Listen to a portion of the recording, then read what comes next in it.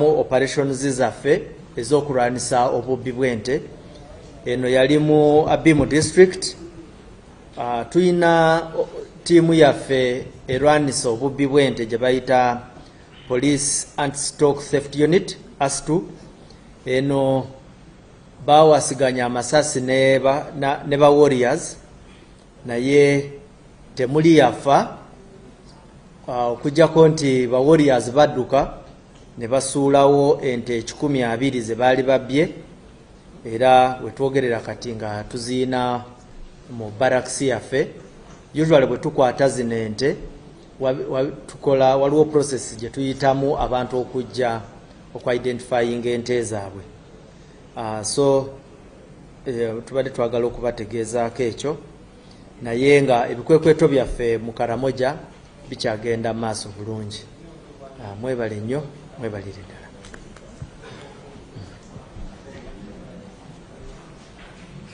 Yes, Sulaiman.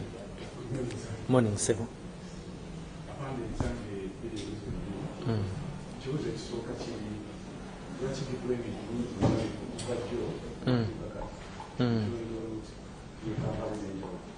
Hey.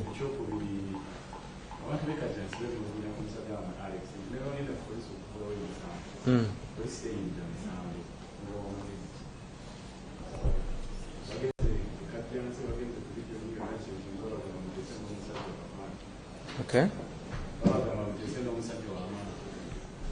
Okay. Yes, another one. Yes, sir.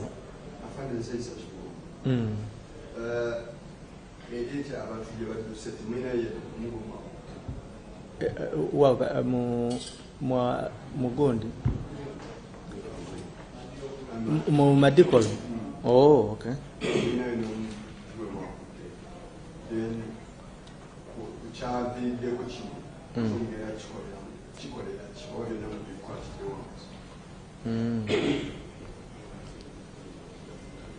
Okay. Yes, sir.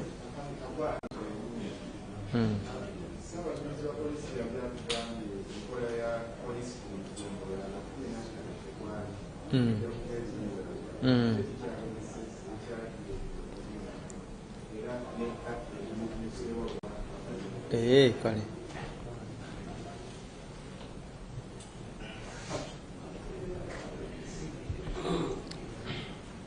Those are, we can go with those. Kale. We shall begin with my brother's question about the deployments that have been heightened in Kampala. Yes, when we anticipate some situations, we always can heighten our deployment, and it can be in anything and anywhere. It can even be a concentrated deployment of traffic officers. If, for example, we know that a certain road is having high traffic requirements, interventions, that's what we do. Our deployments go in accordance with the need.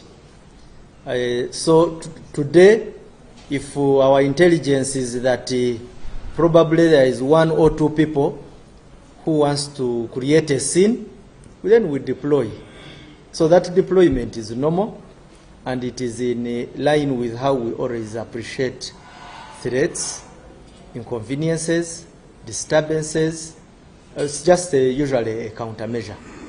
That one is normal. Then you also asked about a police officer called Alex, that people are reporting and that police is not taking action. Alex, what you do, if you have information of those people, let them share with us. I can even be a middle person in that. Let's have those reference numbers of those complaints, and then we see where exactly what went wrong.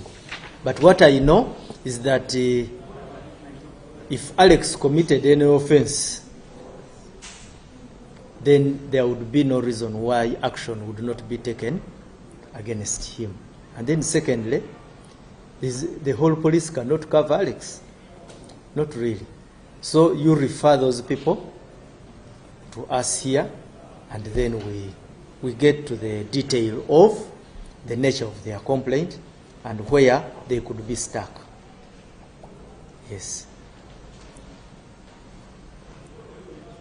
Somebody asked about the arrest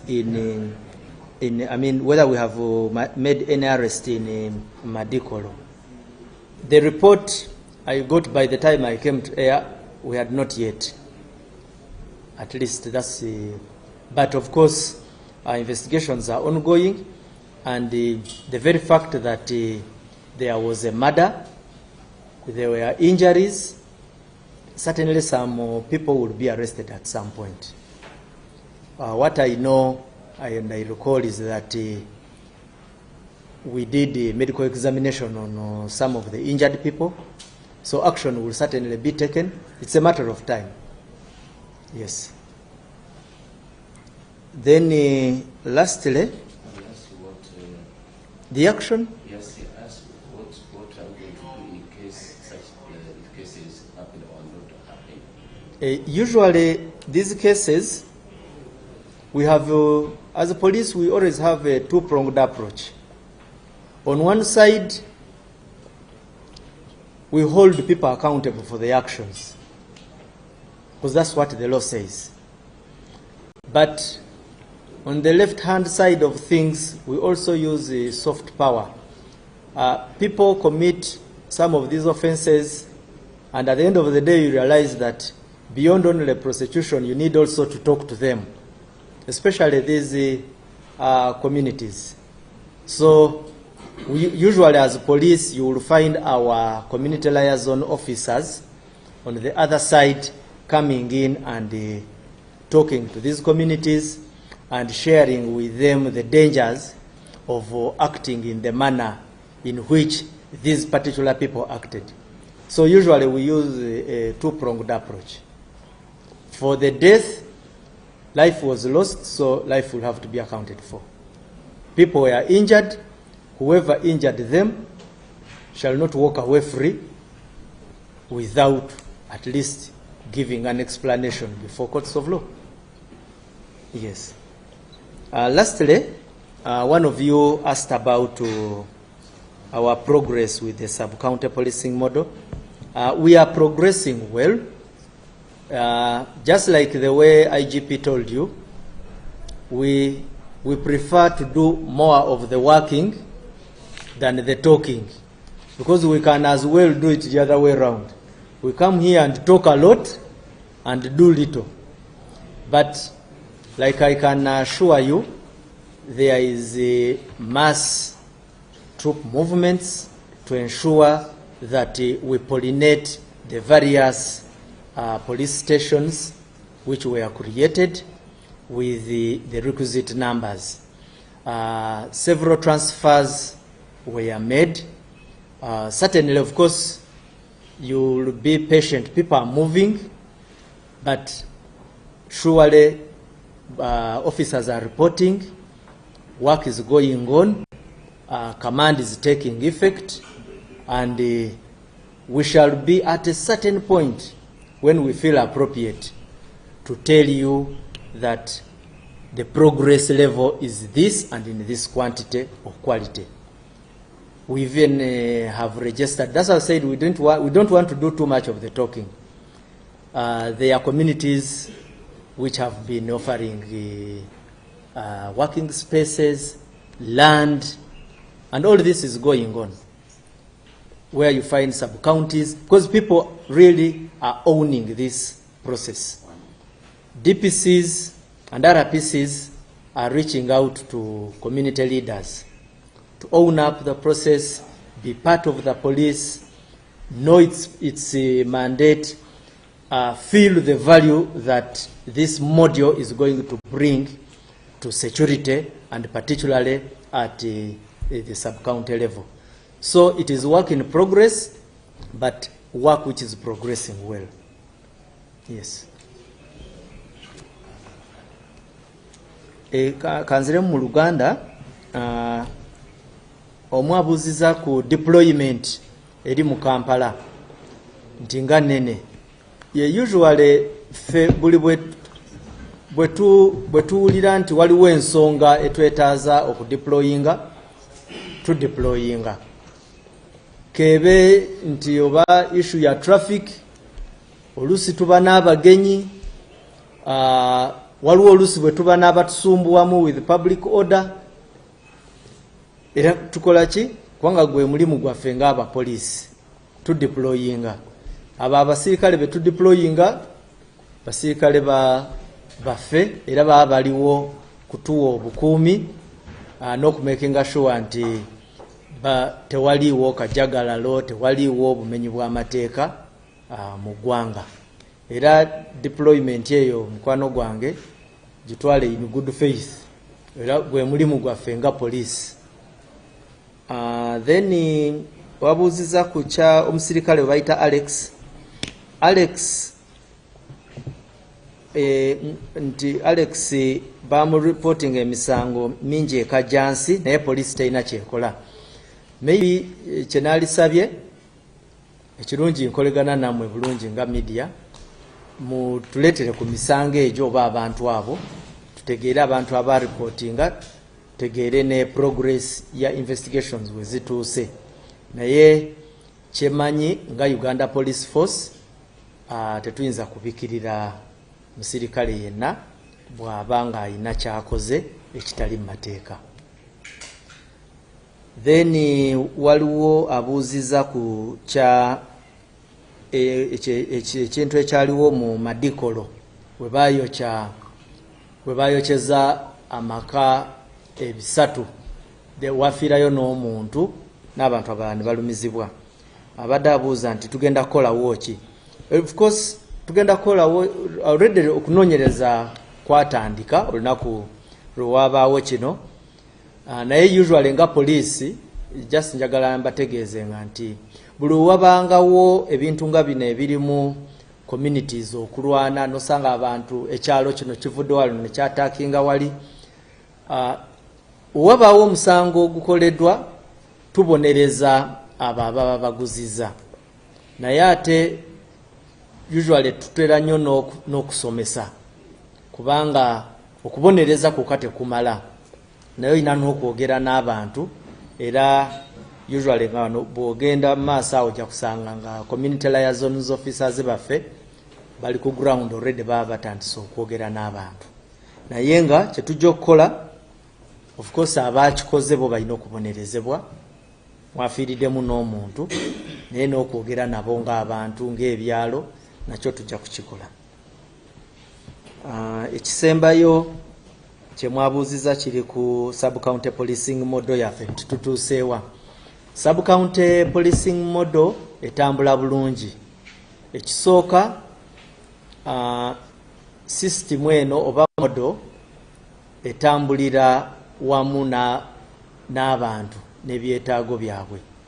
Ba officers baffe batambula bulungi nnyo ne local councils era waliwo n'ebifo ebimu bye tubadde tusanga nga abantu be batuwa n'ettaka ne bagamba mumanyi nti ku kyalo kino we have donated this piece of land. Ekyo kiba kikulaga nti abantu baagala nabo okulaba nti ekigendererwa kyaffe tukola ki tukituukako. Twakola transfers eziyisa mutwalo gw'abasirikale era okutambula eno neeri avudde eno tumujje side eno tumututeeri abasinga bonna batambula bagenda era model kutambula bulungi naye nga bwe IGP bwe yabagamba okusinga kyetwagala kukola si kwogera. Usually ekiba beta ne tujja ne tubategeeza wawe tutuuse nga ebintu already tutambudde tuli mu maaso nnyo naye mwe kye muyina okufuna ng'obukakafu is model yaffe etambula bulungi nnyo abantu bagijumbidde ate tujja kugifunamu results nnungi. Mwebale nnyo mwebalire ddala.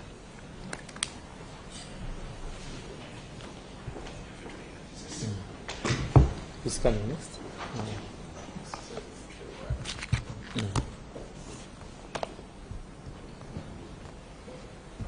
Okay.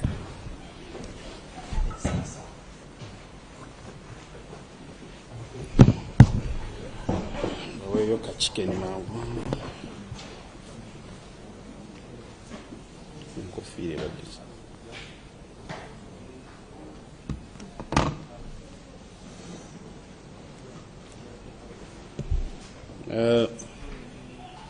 Good morning.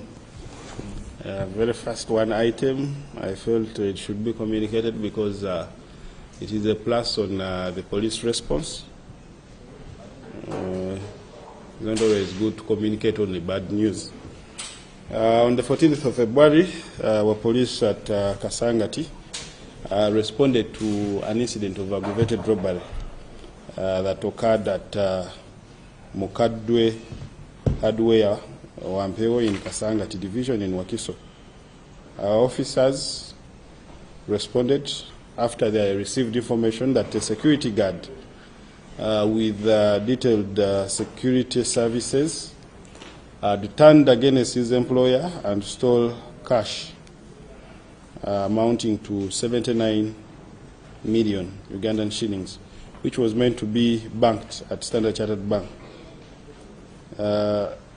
It is alleged that the suspect grabbed the money and fled on a motorcycle. However, swift police action led to a hot pursuit, and he was intercepted at Nadia roundabout. When he was arrested, we managed to recover 70,545,000 Ugandan shillings on him, a gun, a Chinese-made gun with 2 rounds of ammunition, and we managed to transport him back to Kasangati Police, where he is now detained. So we are looking into the allegation of the money and are looking to recover around 6 million that is missing from what was reported, rather 8 million that is missing from what was reported by the employer of this security guard.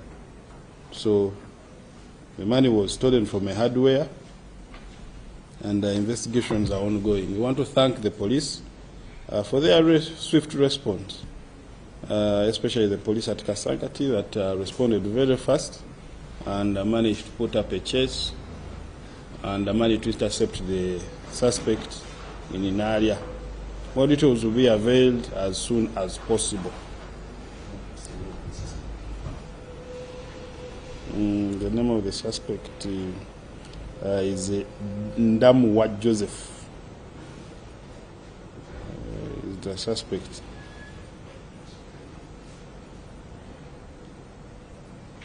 Oluganda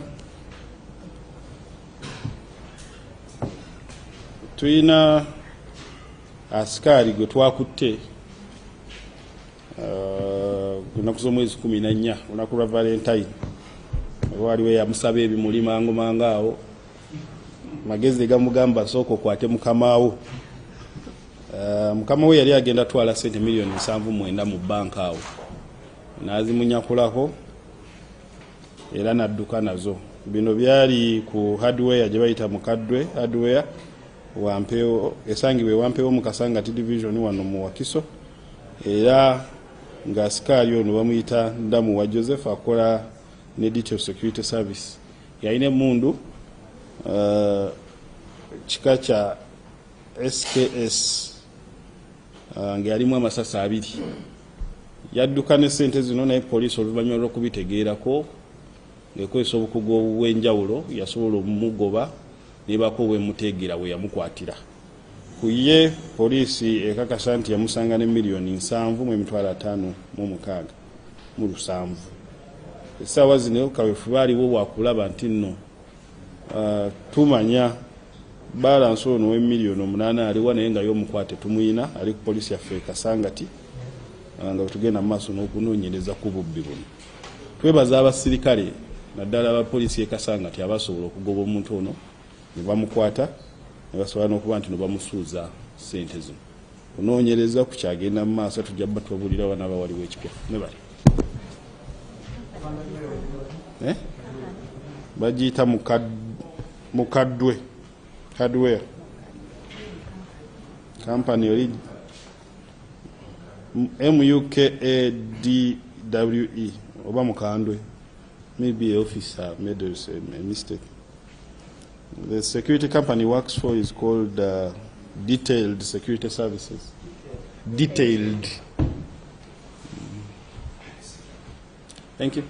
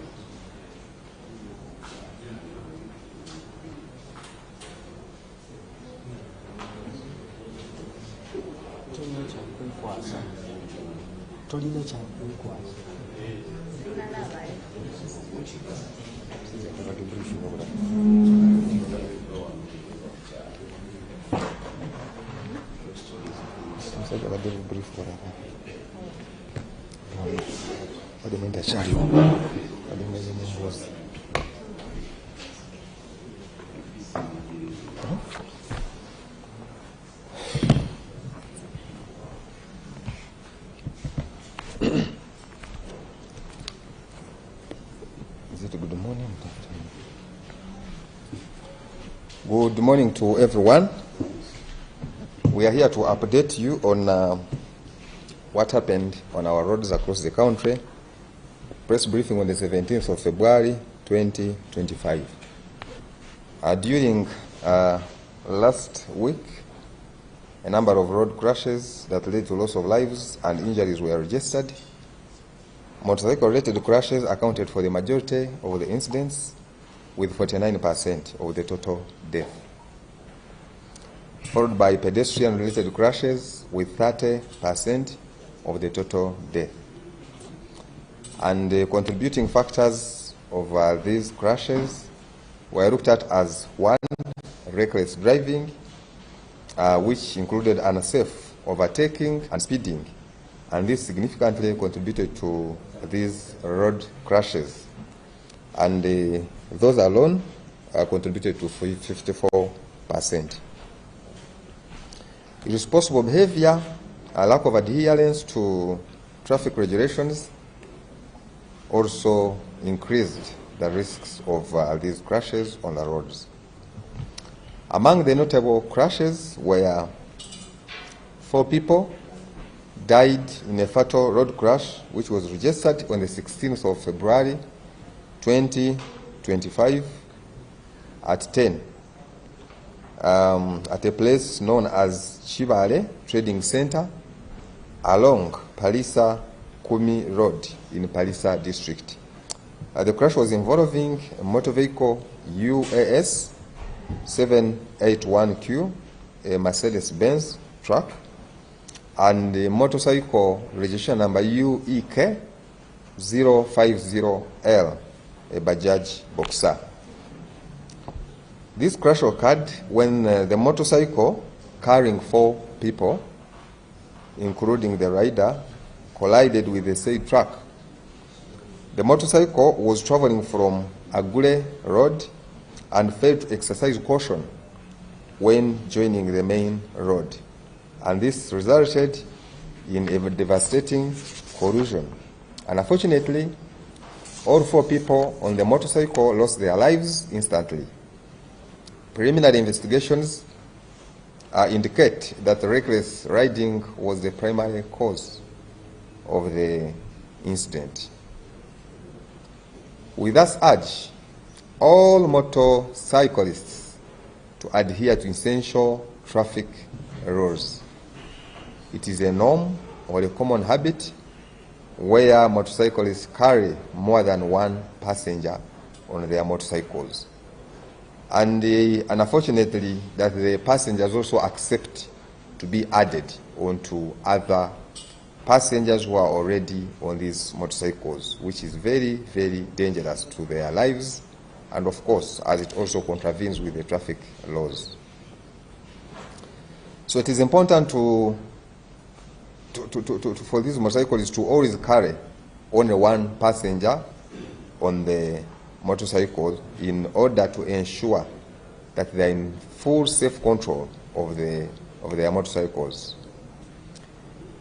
Observe speed limits to prevent these crashes. Many of the motorcyclists have always, I think, thought that the speed limits are only for the vehicles, but also motorcycles, they are meant to adhere to these speed limits, because if you fail to do that, even before the police comes in to arrest you, but then you're also risking your life while traveling on the road.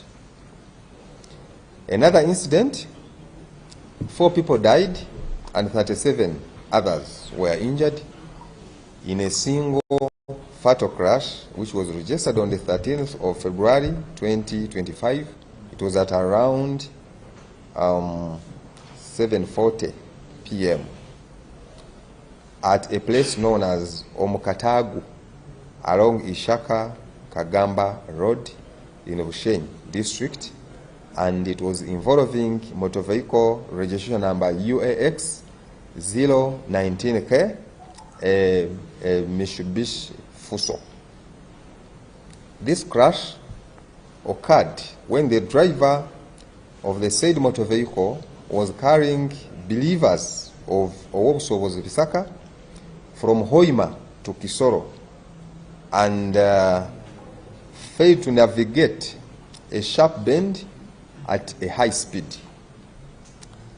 The vehicle struck a pavement, veered off the road and rolled multiple times, killing instantly 4 passengers, who included 3 adults and 1 juvenile, and also injuring 37 others.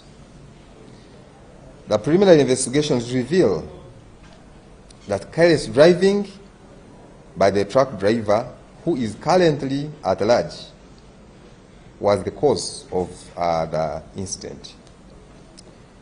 We recap our previous warnings against using trucks for transporting people, as this practice not only violates the traffic laws but also poses significant risks to human life.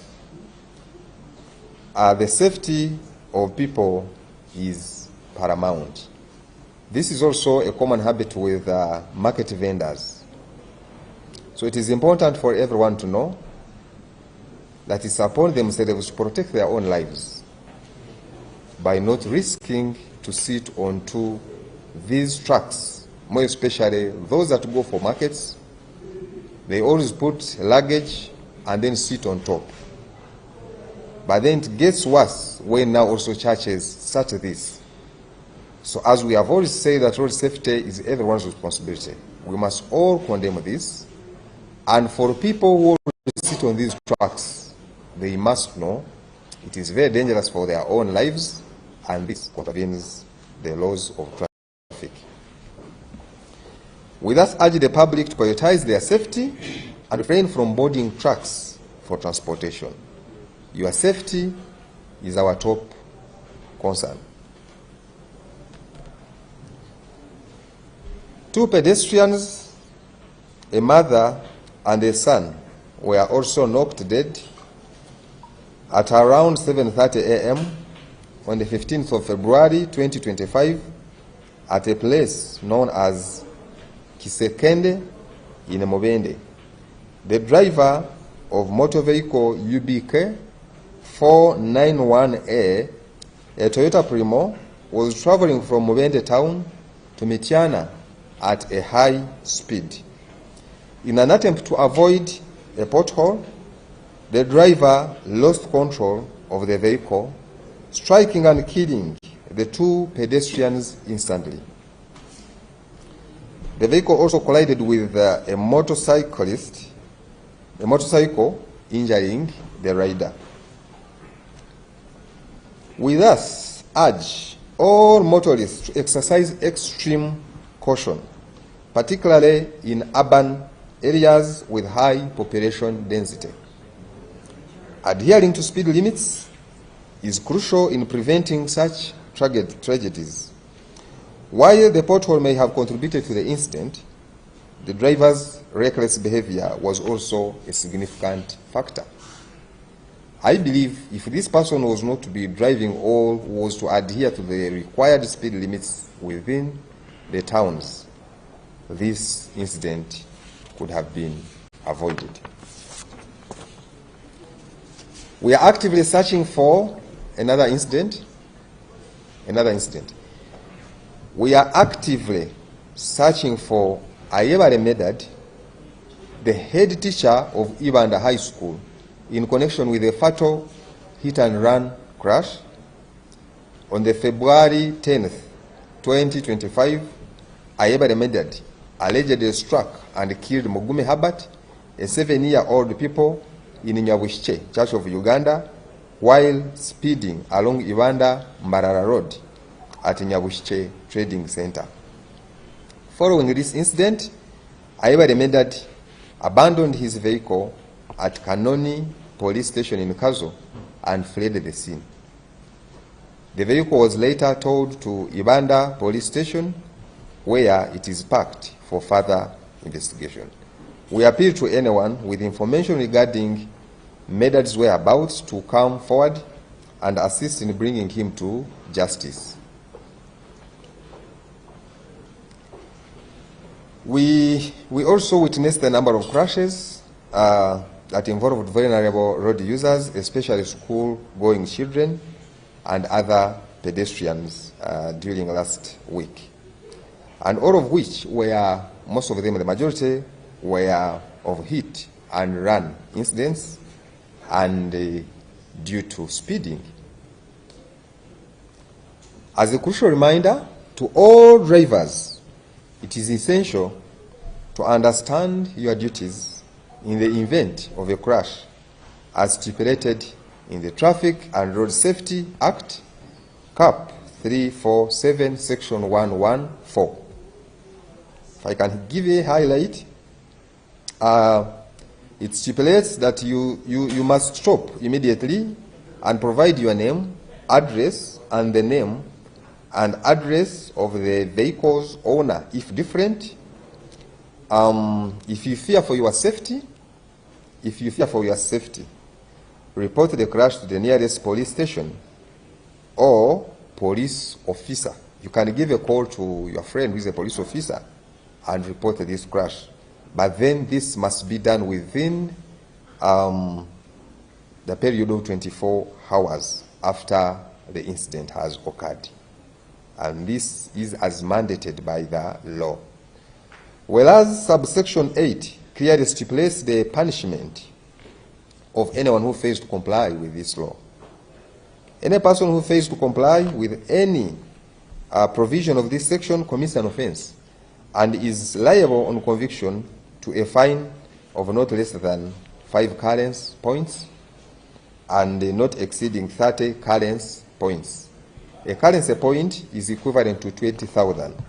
So meaning here, the punishment can be 100,000 shillings or not exceeding 600,000 shillings. So it is a habit that most people knock and run away. So you can see that is the law. So if that person is got, the first case to charge him is for knocking and not reporting a case. When he took the vehicle, he just abandoned it at the station, but he didn't go to report himself, and then he disappeared. You can imagine a whole head teacher of a school.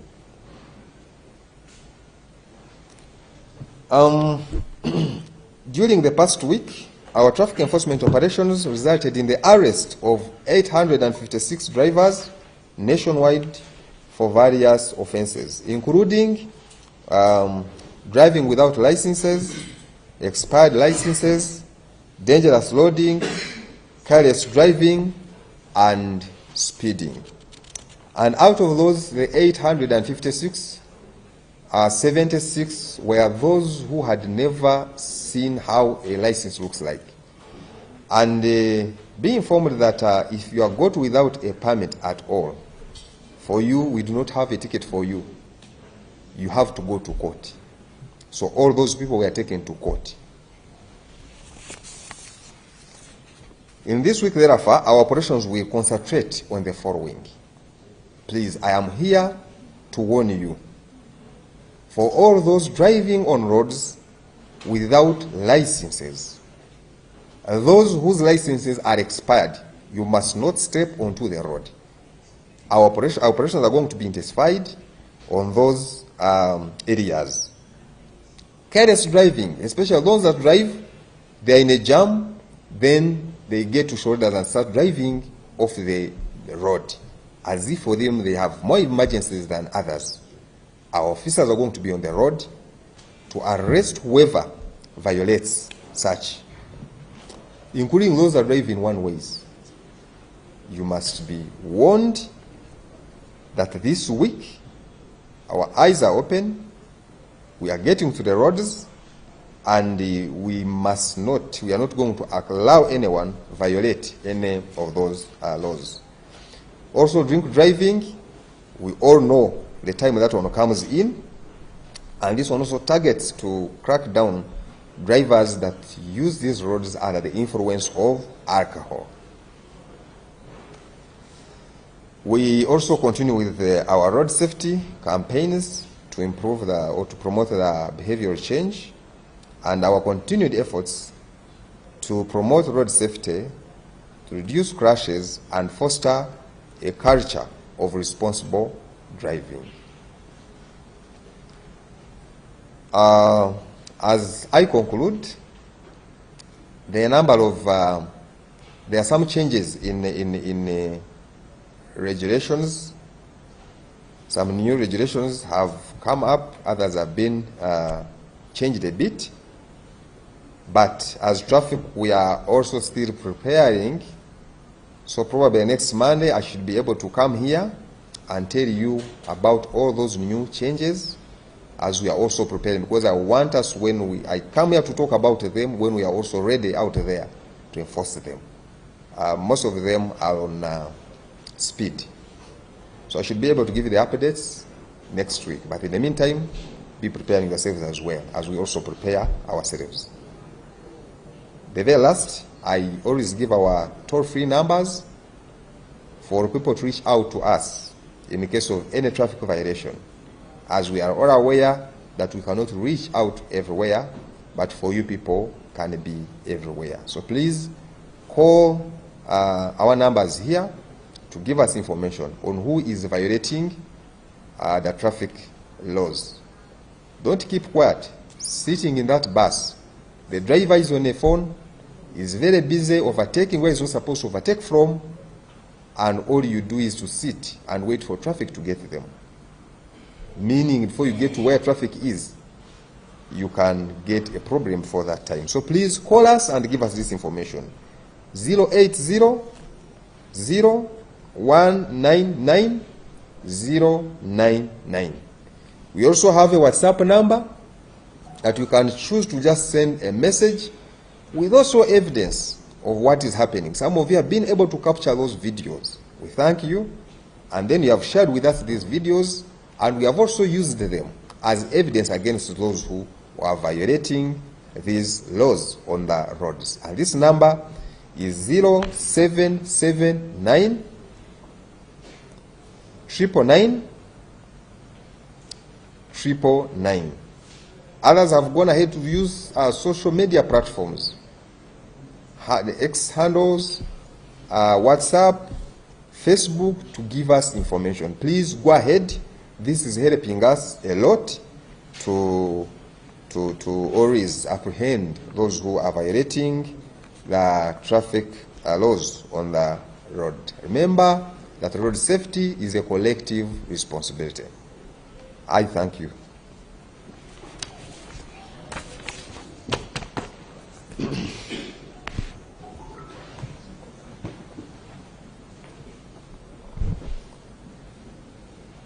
mbalamusiza mwasuze mutya. Tuli wano okubanga tutangaza eggwanga kwebyo ebyabadde ku nguudo zaffe. Ate kino nakyo kituyamba nti buli bwe tuvaayo ne tubabulira biki ebibadde ku nguudo n'engeri gye byabaddewo, tomanya oyinza kubaako kyoyiga ate n'olaba engeri gy'olina okwewala oba n'okwerinda obubenje buno ku nguudo. Era ennaku z'omwezi 17 mwezi ogwokubiri mwaka 2025 obubenje obw'enjawulo bwe bagudde ku nguudo zaffe nti obumu bwafiiriddemu abantu ate n'obulala ne bukosa abantu. Obubenje obwo bwaviiridde ku pikipiki eyo mwali abavuzi n'abasaabaze. Buno bwo bwakontributinga ebitundu 49 ku 100 ku bantu abaafa bonna wamu. Ate bano be basingayo obungi okusinga ebitundu ebirala, oba obubenje obwaviira ku pikipiki bwe bwasingayo obungi. Newaddako obubenje obwaviirako abo abatambuza ebigere ku nguudo, buno nabwo bwakontributinga ebitundu 30 ku 100 ku bubenje obwafiiramu abantu ku nguudo okwetoloola eggwanga lyonna. Era ku ebyo ebintu ebyaviirako obubenje buno mu kusinziira mu kunoonyereza kwaffe, ekisookerwako ddala nti kyaviira ddala kwabo abavugisa ekimama. Okuvugisa ekimama muno mwali abo abavuga nga ne bayisa obubi oba ne bayisizaawo we batasaana okuba nga balina okuyisiza, ate n'abavuga endiima. Ate newabaawo n'abo abeeyisa obubi ennyo nga bali ku nguudo, abavayoleetinga amateeka ag'oku nguudo, naddala ab'oku bitaala, ebitaala nga byaka red ate n'osanga ow'emmotoka oba wa pikipiki agenda maaso n'okuba nga avayoleetinga. Abo abavugira mu one ways, ebintu ng'ebyo oyinza obbalaba obuntu nga obutonotono, naye munnange ndi wano okutegeeza nti byebyo byennyini ebyaviirako okufa kw'abantu mu Ssabbiiti eweddewo. Era ku obubenje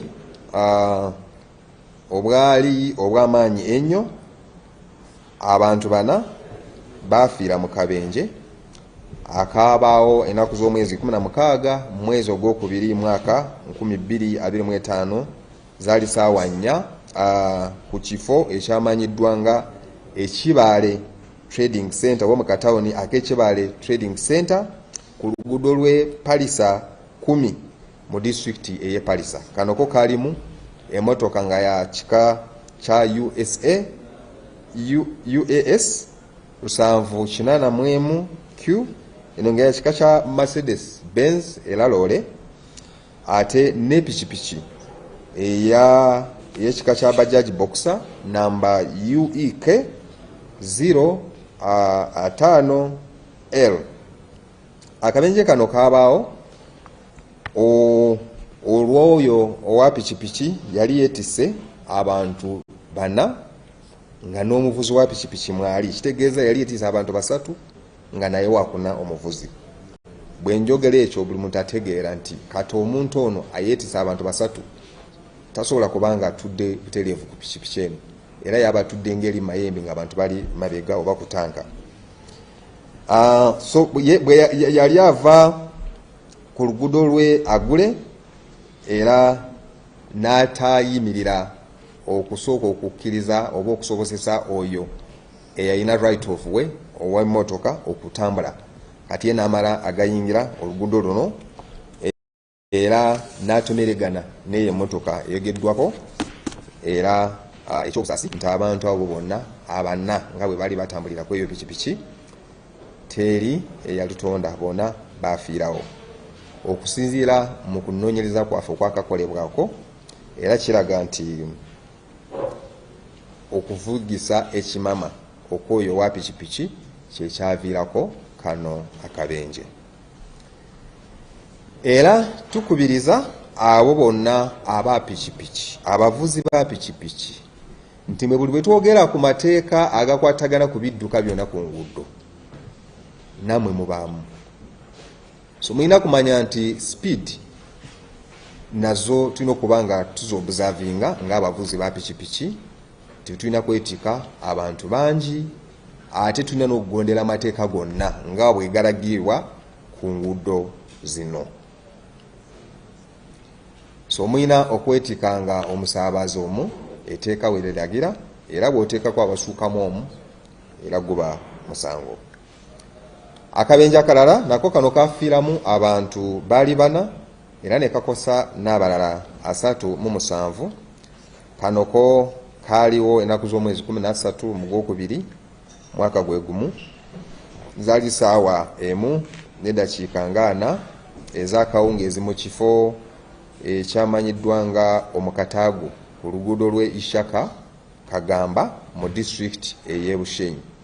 Akabenje kano kalimu emmotoka ngeno ya kika kya Fuso UAX 019K. Akabenje kano ko kabaawo nga emmotoka yali yeetisse abakkiriza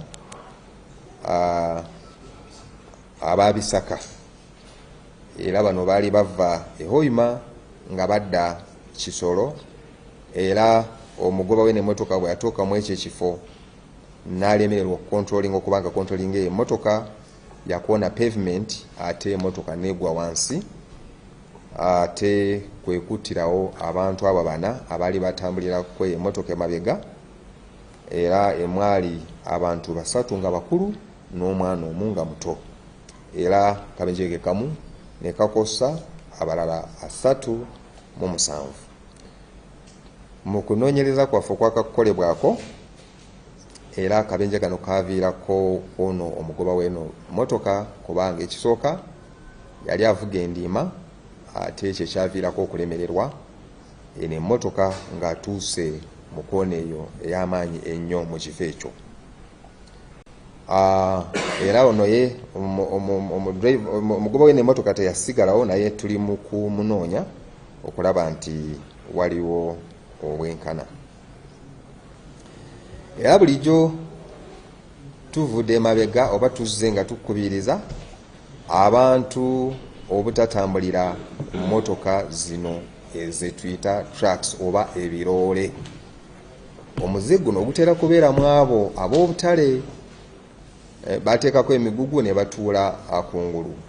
Ate kati bwe kiba tekitandise n'okujja mu makanisa, tulina kivumirira nnyo okutandikira kwabo ab'amakanisa ate n'abo abantu abakolesa ezo emmotoka nga bazitambulirako. Kino kya bulabe nnyo nnyo, era tulina okuba nga tupangisa emmotoka ezikkirizibwa okuba nga zisaabaza oba nga zitambuza abantu.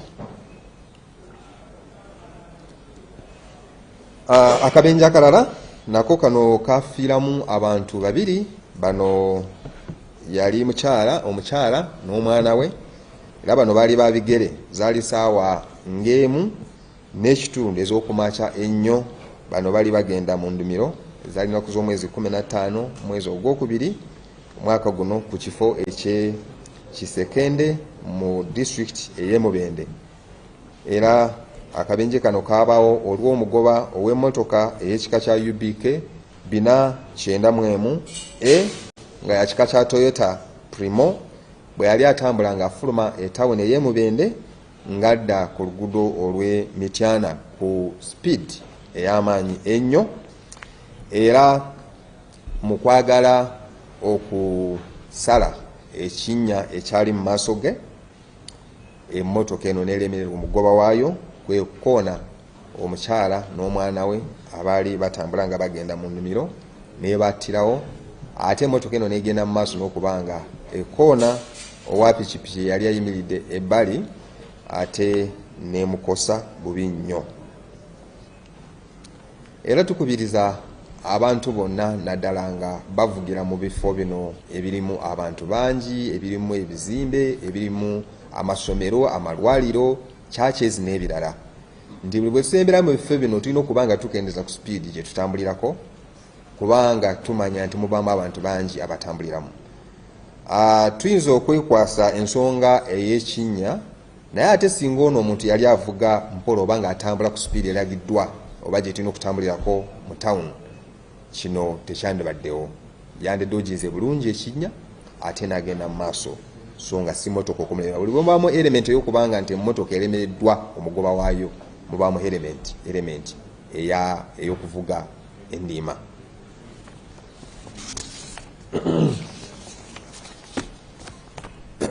Akabenje akalala,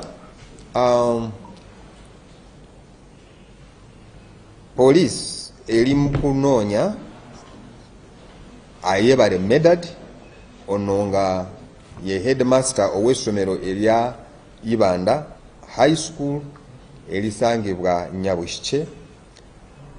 Ono nga ye ennaku z'omwezi 10 omwezi ogwokubiri mwaka 2025 bwe yali atambulira ku luguudo olw'e Ibanda Mbalala yakoona omwana yamanyiddwa Mugume Herbert ow'emyaka 7, ono nga muyizi Nyabushike Church of Uganda, era n'amuttirawo.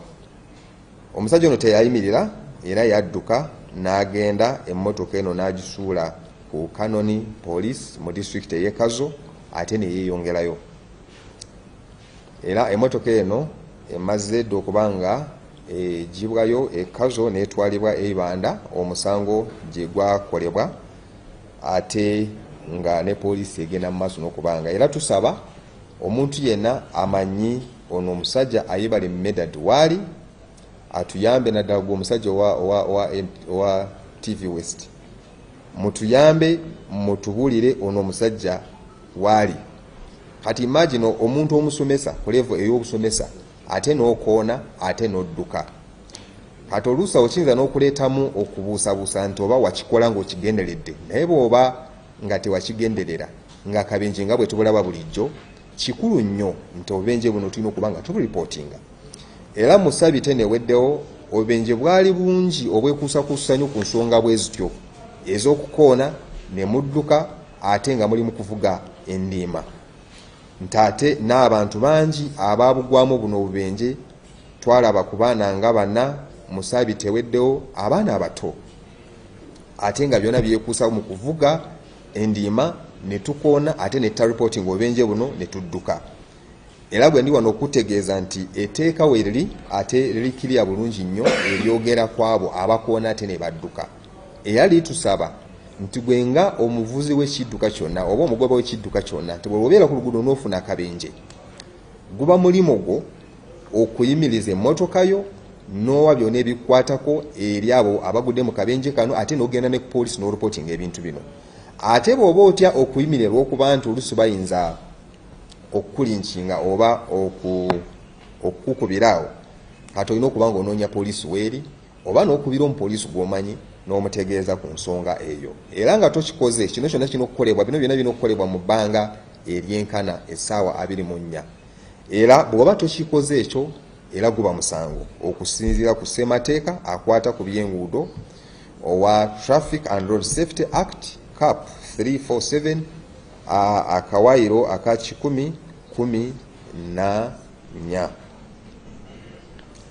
Era gwe manya nti buli bw'okoona olina okuripootinga akabenje kano. Bw'oba tokikoze, kati era ono omusajja n'akwatibwa nga tetunagenda ku musango guli ogw'okukoona omwana, tutandikira ku guno ogw'okukoona ate n'otaripootinga.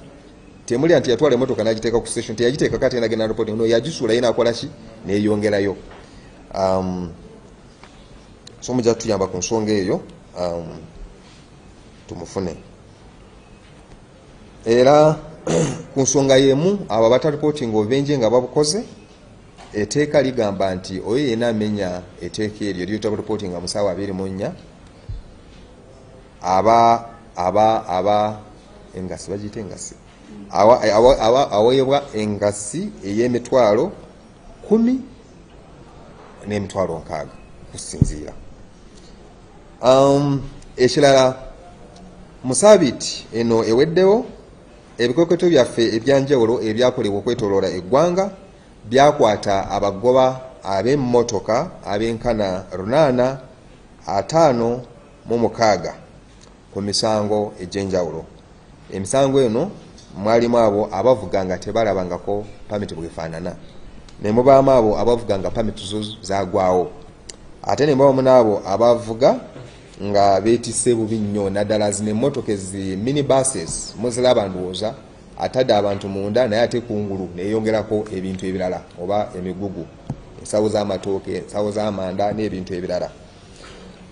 Ate n'abo abavugisa ekimama, naddala abo abavuga nga ne bavugira pembeni nga bali mu layini ate ne bavuga ne bavayoletinga ne bagenda emabbali ku kataka we bakiyita abavuga akataka.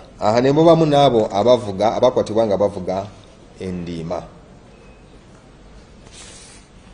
Era mu wiiki eno gye tutandise ndi wano okubanga mbalabula mwenna nti tujja kubanga tugenda mu maaso n'okukwata ku nsonga zino wammanga.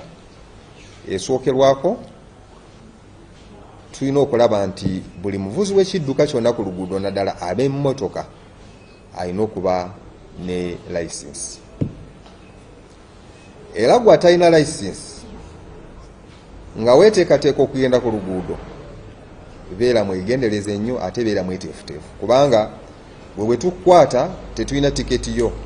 Olayinza okugamba nti bajja kumpa tiketi nkisaso, gwe tetulina tiketi yo. Gwe bwe tukukwata direct mu kooti, ate tetwagala negamba n'ogu nakyo nayo tetukyagala. Abo be tukwata ne bagala okukubira abantu, gundi nyamba gundi ntaasa, era nange bwonkubira nga tolina pamiti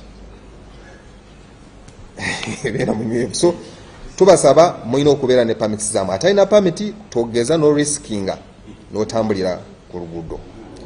Abo nga pamiti zaagwawo, namwe mbeere beegendereza, temuvugira ku nguudo nga pamiti zammwe zaagwawo. Mupakinge emmotoka zammwe, mupakinge ebidduka byammwe, murenewinge pamiti zammwe, oba mufune abantu abalina pamiti nga zirenewed be baba nga babavuga. Abo abavugisa ekimama ku nguudo, abavayoletinga ebitaala, abavugira mu one ways, abavugira ku kataka, ffenna tubeera mu nguudo nga tutambula, ffenna tulaga we tulaga, ffenna tulina bye tugenda okukola. Naye katugenda olaga nti gwe woolaga olina okutuuka amangu ennyo okusinga abalala, oba olina emergency. So tukusaba omanyi nti olina emergency olina okutambulira ku kataka, we reporting ku poliisi tukufunira amagezi. Naye tusaba mulekerawo okuvayoletinga, mulekerawo okuvugira kataka, mu respecting abantu abalala abakozesa zino enguudo, era abasirikale baffe bajja kubeera ku nguudo. Era naamwe abasinga bwe tubakwata tuyinza obutabafunira pamits, naye kooti yinza otulamula. Abavugira ku nguudo nga batamidde, nga banywedde ku mwenge, ebikwekweto ebyo nabyo tujja kubanga tubikola. Sijja kuba buli lunaku kiri ennyingi bwe tugenda okukola, naye gwe manya nti essaawa yonna ebintu si birungi. So ate namwe bwe tubakwata abasinga bye tukola mubimanyi, fingerprinting na kooti, ate na komera. Gwe omwenge olina kugenda mu komera, ekyo olina okitegeera. Ng'amaliriza, era waliwo amateeka amapya agakwatagana ku nguudo agakyusibwakyusibwamu, ge bakyusakyusizaamu. Mateeka ago nja kubanga nga baleetera butereevu next week on Monday, naffe nga tukyali mu kwetegeka nga poliisi okulaba engeri gye tunatandika okugakwasaganya. Bintu bingi bye tulina okukola ku machines zaffe, mulimu enkyukakyuka nyingi nnyo, era nja kubanga nzibategeeza. Saagala kuzijjayo kati, naye obudde bwe butuuka nja zibaleetera butereevu, naye namwe mbeere nga mweteekateeka, naddala ku mateeka agakwatagana ku speed. Abo abavuga endiima, abaagala nnyo speed ku nguudo, nja kuba mbaleeta ne mbategeeza speed kize tulina okuvugirako, nti ate wewe violatinze tiketi yo yenkana ki, oba ki kye tulina okukukolera. So ebintu bingi byakyusakyuseemu, so nja kuba nga mbibategeeza nga naffe tuli beeteefuteefu okuba nga tutandika mu field okukola omulimu ogwo. Kikulu nnyo ndowooza okubawa ennamba zino, muziwandiike, muzisevinge, mutukubirenga bye mulaba nga si birungi bye musanga ku nguudo zino. Tulina enamba eno nga yo togisasulira, just okuba n'omuliro ku ssimu, eri 0800 19 999. Eyo okuba bukubi tosindika message. Ate eya messages oba ku WhatsApp oba ku text messages tukolesa 077 9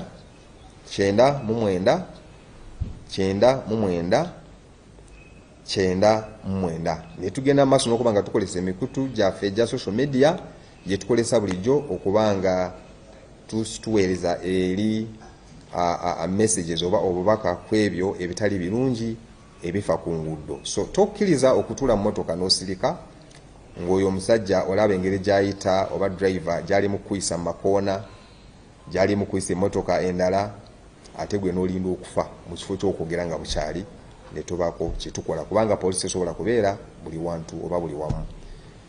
Mwebale nnyo, mwebalire ddala. Ebibuuzo twagalayo nga 2 oba 3.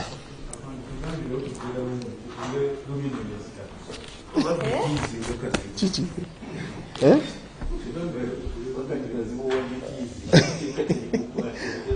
Yes.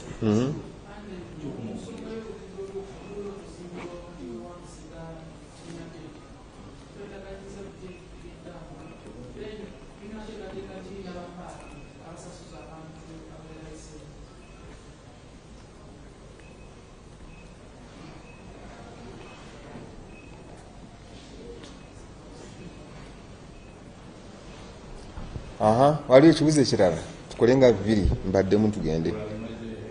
Biwedde? Byonna byogedde? Okay. Ensonga ey'oluguudo olw'Ebusega Teete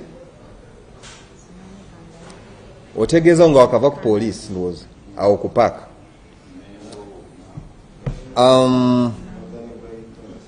Oluguudo olwo bakyali mu kulukola era kati kyensaba eri abantu nti kubeera bugumiikiriza, kubanga ntera kulaba nti abantu abo abasinga buli wanga bayingira mu paaka wabaawo akalipagana k'amaanyi ennyo, naddala ku kino ekyenjogereko nti abamu baagala kuvugiranye ku kataka ate ne basiba emmotoka endala. Naye ate tujja kubanga twogerezaganya n'abo abapaaka ku nsonga ey'okusasuza. Naddala nze kyemanyi baali bagambye nti abya pikipiki tebasasula, so simanyi oba bakyasasula oba balekerawo, so simanyi. Bwe banga bakyasasula ojja kundeka ngende nsooke nkinoonyerezeeko bulungi, bwe mankomyewo next Monday mbaleetere feedback. Naye oluguudo olwolukyagenda maaso kubanga lukolebwa, so mpaka lwe balimalira awo we tujja kubanga tutambula butereevu. Naye as of now abantu okubeera n'obugumiikiriza nga bakolesa olwo oluguudo. Mwebale nnyo. Emmotoka yatomera omwana ku luguudo lw'Eibanda Mbarara.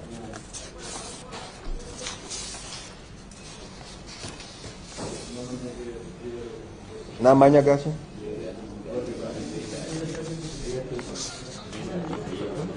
Amanya ge bamuyita Ayebare Medad, ono era ye head teacher ow'Eibanda High School, essomero erisangibwa Nyabushike. Ate motoka yali UBD naye namba endala ndowooza nja kubanga nzifuna kubanga eri ku station sole sazikafucaringa nenja kubanga nzifuna nensharinga. Yes.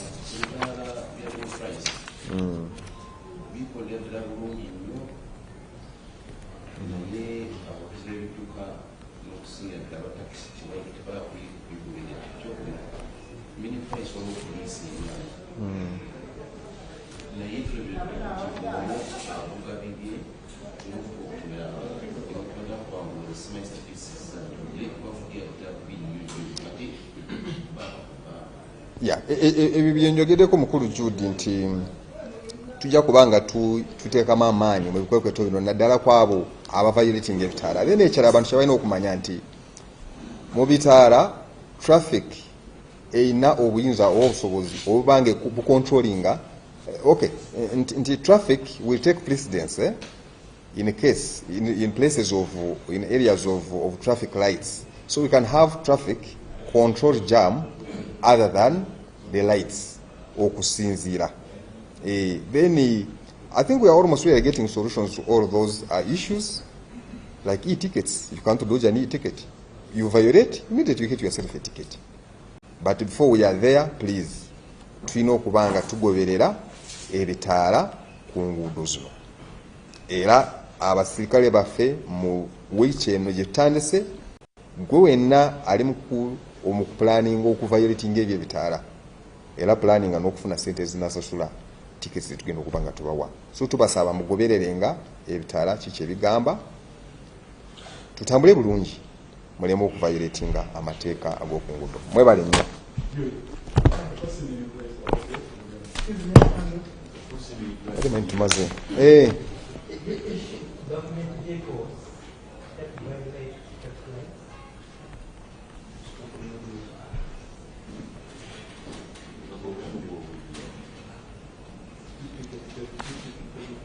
Yeah, when we start our operations really, these vehicles are not in any way exonerated, and they are not above the law, except a few vehicles that are stipulated in the law to violate or that have right of way. Some of you have always heard you really talk about the issue of government vehicles as if we leave them out. I think next time I should bring for you statistics on the number of government vehicles that we have apprehended in our operations. We do get them. I think I'll do that for you. We do get them. So they are not in any way special, to violate these traffic laws on the road, especially on the lights, except for those that are well stipulated in the laws that have rights of way, and also which are very clear and known to the public. Thank you. What about government being water?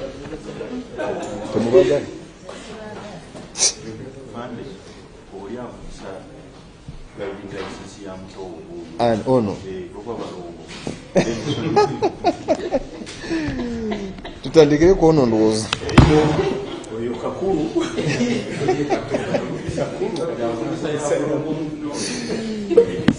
Lwaki tetandika?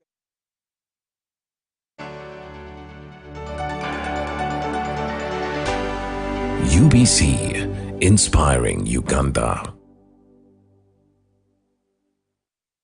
Pick of the day on UBC.